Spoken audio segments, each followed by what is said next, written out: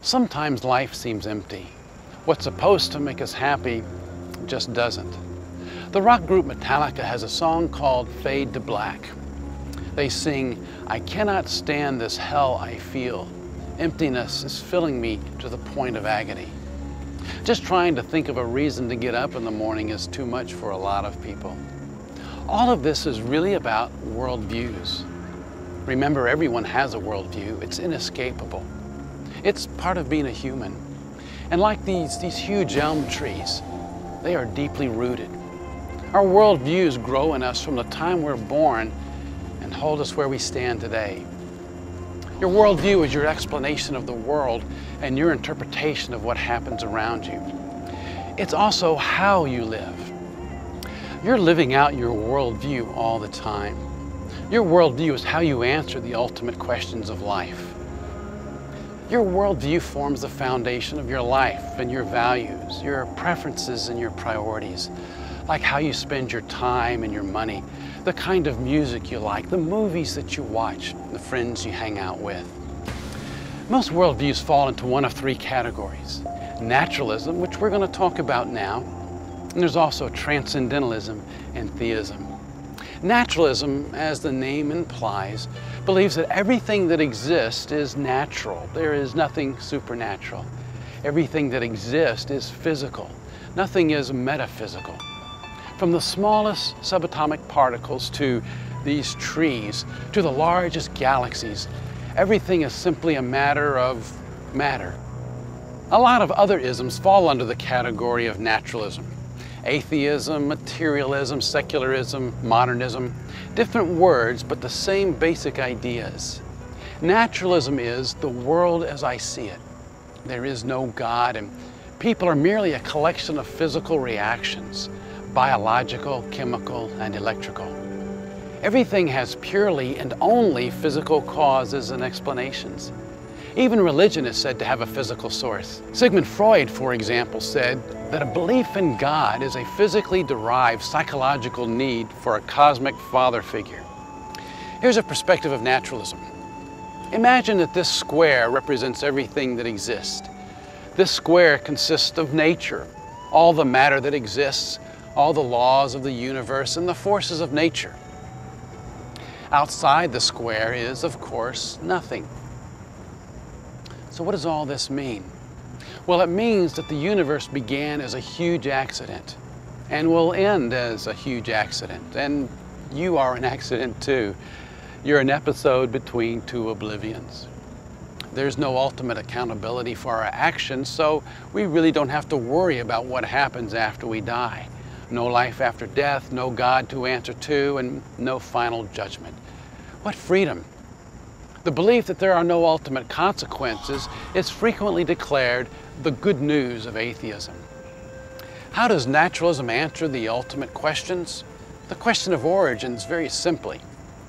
However the universe came into existence, it came about by natural means. In other words, there was no God or supreme being that created the universe. Of course, this is the most fundamental question of all philosophy. If there was no God to create the universe, then we're on our own. The vast, cold universe gave rise to a freak event, us. There is no reason, no purpose for us to be here. We just are. Even our desire to have a purpose is a freak event.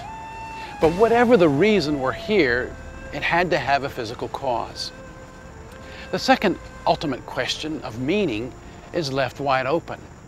What kind of purpose do we give ourselves if we're only made of physical causes with no real creator to give us a reason to live?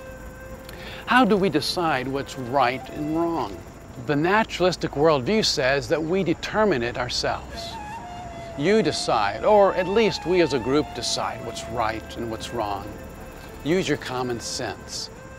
The most common moral code is simply stated like this: do what you want to do, just don't hurt anybody else. This sounds like it makes a lot of sense, and in fact is the rule that most people live by. The final ultimate question, destiny, is also answered very simply by naturalists. If naturalism is true, then when we die, that's it. We cease to exist because we are only physical beings. One of the nagging problems with naturalism is finding meaning in life. Most people aren't too happy about living an accidental life. It just doesn't fit with what we see around us and what we feel inside us. But naturalism says there is no meaning in life. Get over it. So I must find meaning in my life because there is no meaning of my life.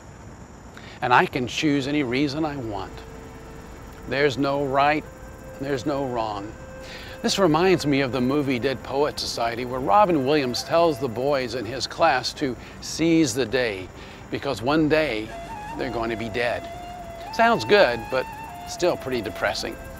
Some people who believe a naturalistic worldview aren't as positive as Robin Williams. They're called nihilists. The word literally means nothing.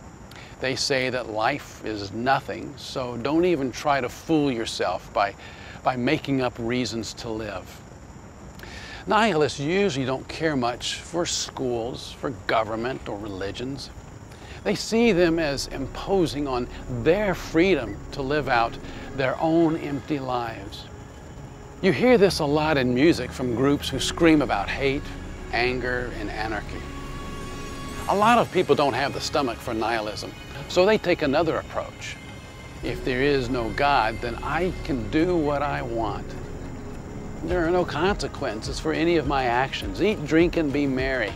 But that's naturalism. It's all here and now. There's no out there and later. Even if Metallica is right, that this emptiness fills us to a point of agony, a lot of people still embrace naturalism. Why? Because we get to be the captains of our own fate.